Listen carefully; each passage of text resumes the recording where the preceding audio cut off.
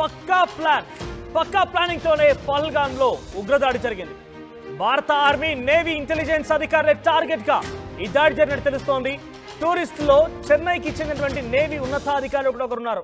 పహల్గామ్ వచ్చినటువంటి army, intelligence ముఖ్యులు అధికారుల ఐడీలను పరిశీలించి మరి ఉగ్రవాదులు కాల్పులు జరిపారంటే దాడి ఘటనను తీవ్రంగా ఇండియా కూడా తీసుకుంది. ఉగ్రవాదుల కోసం గాలింపు ముమ్మరం చేసింది.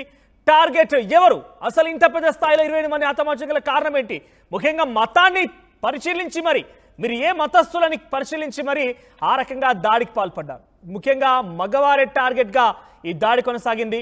ఒకనొక సందర్భంలో కర్ణాటకకు సంబంధించిన ఒక వ్యక్తి తన కుటుంబంతో సహా వెళ్ళిన తర్వాత వాళ్ళ ఇంట్లో భర్తని పైన దాడి చేసి హతమార్చిన నేపథ్యంలో భార్య కూడా నన్ను కూడా చంపేయండి, నేను వద్దు నన్ను కూడా చంపేయండి అని చెప్పి తను కొంత ఆవేదనతో దుఃఖించినా కూడా go and tell your Modi అన్నారట. అంటే అసలు టార్గెట్ ఏంటి, దీనిపైన కొంత ఆసక్తి రేపుతోంది.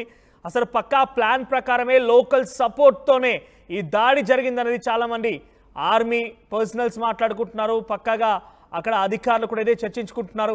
దీనికి సంబంధించి మరిన్ని అప్డేట్స్ మా ప్రతినిధి రామ్దాస్ అందిస్తారు. రామ్దాస్, సో టార్గెట్ అటాక్స్ చాలా క్లియర్గా ప్రీ ప్లాన్గా కనబడుతోంది.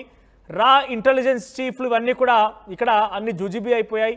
చాలా క్లియర్గా కొంత ఓవర్ కాన్ఫిడెంట్ అంటూ కూడా చాలామంది మాట్లాడుతున్నారు. అంటే అక్కడ లోకల్ పారామిలిటరీ ఫోర్సెస్ కానివ్వండి, పోలీస్ అధికారులు కూడా అనుకున్న స్థాయిలో క్షేత్రస్థాయిలో పరిశీలించలేకపోయారు, ముందుగా పసగట్టలేకపోయారు అనేది మాట్లాడుకుంటున్నారు. సివిలియన్స్ టార్గెట్ దట్టు ఒక మతానికి సంబంధించిన వారిని టార్గెట్గా ఈ దాడులు కొనసాగించారు. సో ఈ దాడులకు సంబంధించి ఇండియా ఎలా తిప్పికొట్టబోతోంది, ఈ పక్కా ప్లానింగ్ ఎలా చేరించబోతోంది?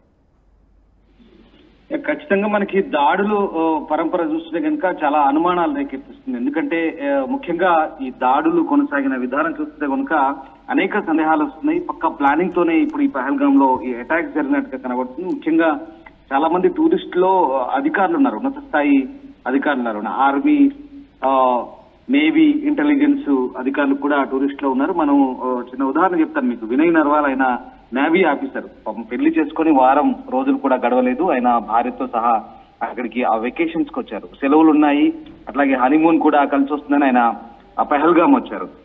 ఒక మినీ స్విట్జర్లాండ్ గా చెప్పుకునే పహల్గామ్ లో చాలా వరకు చాలా ఆహ్లాదకరమైన వాతావరణం ఉంటుంది. చాలా మంది టూరిస్టులు అక్కడికి రావడానికి ఆసక్తి చూపుతారు. ఇక్కడ అదే కుంభం వచ్చింది. నిజంగా స్వర్గం లాంటి ప్రాంతంలో నరకం చూపించారు ఉగ్రవాదులు. ఆ ప్రాంతం అంతా కూడా బీతావహ పరిస్థితి, పూర్తిగా రక్తపు మడుగులో కొట్టుమిట్టాడారు. అంతా కూడా చూటాలకు బలై అమాయక టూరిస్టులు అయిన పరిస్థితి కనబడుతోంది. ఆయన కొచ్చిలో పనిచేస్తున్నారు, వినయ్ నర్వాల్ కొచ్చిలో పనిచేస్తున్నారు. అలాగే మరొక ఐబీ అధికారి, ఇంటెలిజెన్స్ బ్యూరో అధికారి మనీష్ రంజన్ కూడా ఆయన బీహార్కి చెందిన వ్యక్తి, కానీ హైదరాబాద్ ఇంటెలిజెన్స్ బ్యూరోలో సెక్షన్ ఆఫీసర్ గా పనిచేస్తున్నారు. వీళ్ళందరినీ కూడా ముఖ్యంగా ఐడీలు పరిశీలించారు. మరి అలాగే నువ్వు ముస్లిమా లేదంటే ఇంకేదైనా మతమా, ఇలా మతాన్ని గురించి కూడా అడిగి మరి టార్గెట్ చేసి కాల్పులు జరిగినట్టుగా మనకు అంతర సమాచారం. సో అక్కడ ప్రత్యక్షంగా ముఖ్యంగా వినయ్ నర్వాల్ భార్య చెప్తుంది కూడా అదే. అక్కడ ఈ ప్రస్తుతం ఈ వీడియోని ఆ ఫోటోను వైరల్ అవుతుంది. అక్కడ ఆయన విగత జీవిగా మారినప్పుడు ఆయన భార్య పక్కన కూర్చున్న ఫోటో ఇప్పుడు దేశాన్ని కలిచివేస్తుంది. నిజంగా ఆ ఫోటో చూస్తే దుఃఖరాకమన్నది. ఎందుకంటే చాలా దారుణమైన పరిస్థితి. ఆమె బేల్పూర్ తింటున్న పరిస్థితుల్లో అక్కడే సరదాగా బేల్పూర్ పరిస్థితుల్లో వాళ్ళను అడిగి మరి కాల్చి చంపారంటే ఎంతటి దారుణమైన పరిస్థితి ఒక్కసారి మనం అక్కడ అర్థం చేసుకోవచ్చు. సో పక్కగా ఇది ప్లాన్ గా చేసిన దాడులుగానే మనకు అర్థమవుతున్నాయి. సో మొత్తం మీద ఇప్పుడు ఆ వినయ్ నర్వాల్ హర్యానాకు చెందిన వ్యక్తి, అతను వారం క్రితమే పెళ్లి చేసుకున్నారు, కాశ్మీర్ వచ్చారు.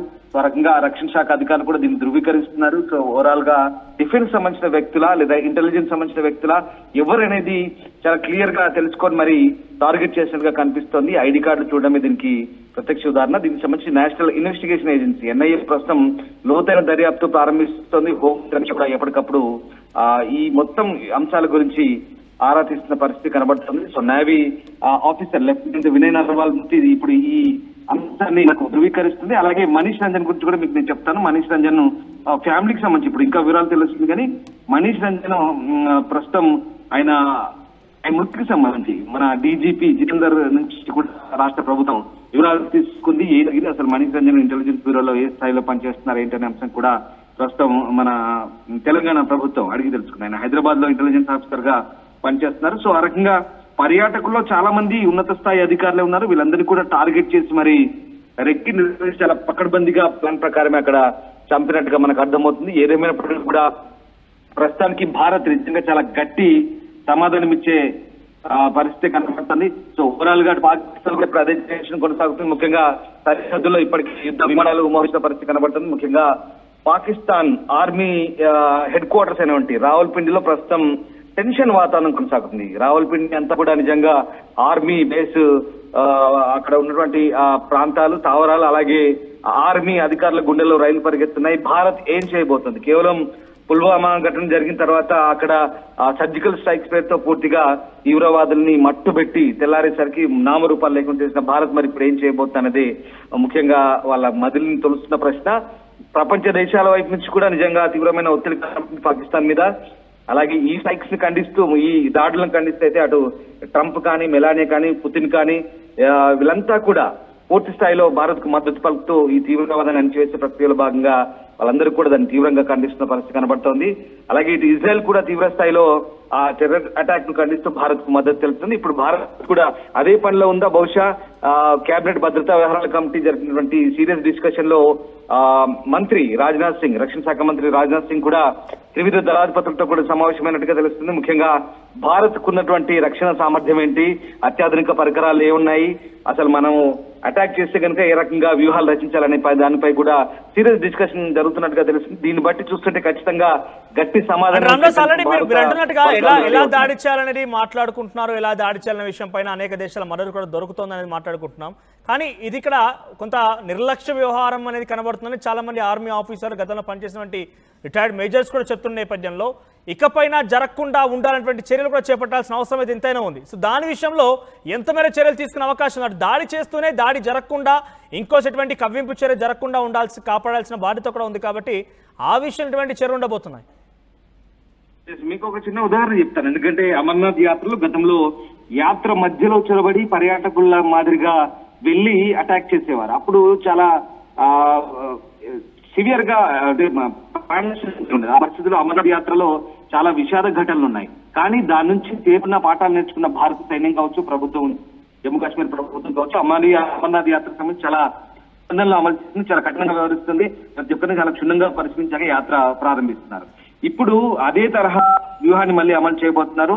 సరే, ఇంటెలిజెన్స్ వర్గాలు ఇక్కడ మనకు రానా ఎవరైతే అటాకర్, ముంబై అటాకర్ ఎవరైతే దానికి సూత్రధారి ఉన్నారో తయూర్ రానా, ఆయన్ను భారత్ కు తీసుకొచ్చినప్పుడే పక్కాగా సమాచారం ఇంటెలిజెన్స్ వర్గాల నుంచి వచ్చినప్పటికీ కూడా కొంత ఇది ఈ పక్కా దాడిని వ్యూహాన్ని పసిగట్టడంలో విఫలమైన కనిపిస్తుంది. ఎందుకంటే కంప్లీట్ గా ఆర్మీ డ్రెస్ లో ఉన్నారు, అలాగే మిలిటరీ వెపన్స్ ఉన్నాయి వాళ్ళ దగ్గర.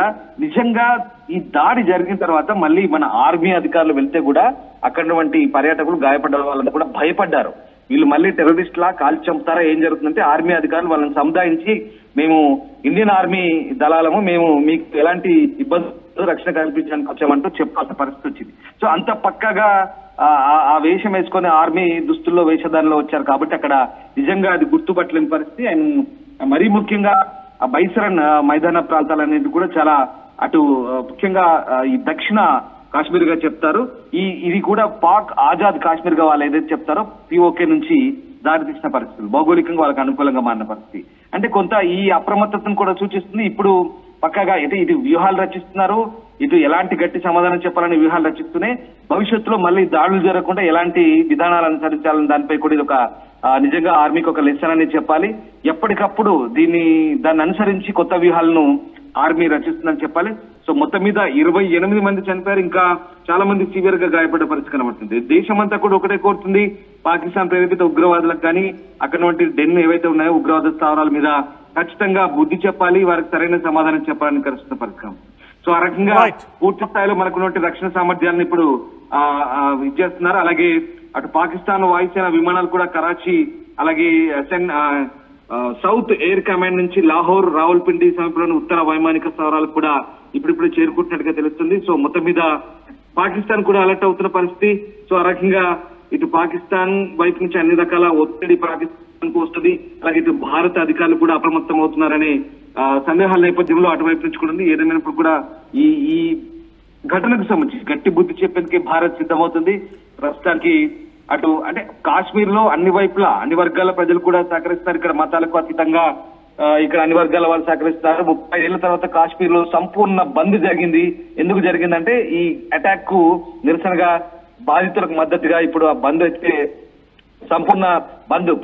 ఎప్పుడైనా విభేదాలు ఉన్నాయి ముఖ్యంగా జమ్మూ కాశ్మీర్ లో, కానీ ఇప్పుడు ప్రతి పార్టీ ప్రతి సంఘం కూడా అక్కడ దీనికి మద్దతు పలికాయి. ప్రాణాలు కోల్పోయే వరకు న్యాయం చేస్తూ బంద్ అయితే నిర్వహించారు. సో ఏదేమైనప్పటికీ కూడా ఇండియాలో మాత్రం యూనిటీ ఒకసారి కనబడుతుంది, కాశ్మీర్ లో కూడా యూనిటీ ప్రస్తుతం కనబడుతుంది. ఎందుకంటే స్వయం ప్రతిపత్తి వచ్చిన తర్వాత ప్రస్తుతానికి కాశ్మీర్ లో మారిన పరిస్థితుల నేపథ్యంలో ఇప్పుడైతే ఈ పరిస్థితులు చోటు చేసుకున్నాయి. ఏదేమైనా ఈ అటాక్ అనేది పాకిస్తాన్ వైపు నుంచి వస్తున్న నేపథ్యం కాబట్టి సో అటువైపు నుంచే సరైన లెసన్ గుణపాఠం చెప్పేందుకు ఇప్పుడు మా భద్రతా బలగాలు సిద్ధమవుతున్నాయి. రైట్ రమణాస్, మొత్తం మీద పక్కా ప్లానింగ్ తోనే ఇదంతా జరిగినట్టుగా తెలుస్తోంది. లోకల్ సపోర్ట్ తో కూడా ఇదంతా జరిగి ఉంటుంది. అక్కడ సివిలియన్స్ ని టార్గెట్ గా ఒక మతానికి సంబంధించిన పేరు చెప్తూ వారంతా కొంత ఈ కాల్పులకు పాల్పడి తెలుస్తోంది. దీన్ని తిప్పుకోవడం కోసం కేంద్ర భద్రతా బలగాలు కూడా సిద్ధమయ్యాయి. ఇప్పటికే భారీ ఎత్తున పహల్గాం ప్రాంతాన్ని మొత్తం కూడా ముట్టడించాయి. కేంద్ర హోంశాఖ మంత్రి అమిత్ షా అక్కడికి చేరుకున్నారు. ఆయన ఏరియల్ వ్యూ ద్వారా మొత్తాన్ని పరిశీలించారు. అక్కడ పహల్గాం నుంచి వ్యాలీ వరకు ఎంత దూరంగా ఉంది, ఆ వ్యాలీలో ఎటువంటి ప్రదేశం చోటు చేసుకున్నాయి, ఆ ఫారెస్ట్ ఏరియాని పైనుంచి ఏరియల్ వ్యూ ద్వారా మొత్తం పరిశీలించారని ఆర్మీ అధికారులతో మాట్లాడుతున్నారు, స్థానిక పోలీస్ అధికారులతో మాట్లాడుతున్నారు. ఆ ఏరియల్ వ్యూ ద్వారా ఇక్కడ మీరు చూస్తున్నటువంటి ఆ విజువల్స్ అన్ని కూడా అమిత్ షా పరిశీలిస్తున్న దృశ్యాలే. అమిత్ షా ఏరియల్ వ్యూ ద్వారా ఆ ఫారెస్ట్ మొత్తాన్ని కూడా, ఆ వ్యాలీ ప్రదేశాన్ని మొత్తాన్ని కూడా ఆయన కళ్ళే తిరుగుతూ ఉన్నారు. సో ఎప్పుడు ఏ క్షణము ఏదో ఒక క్షణంలో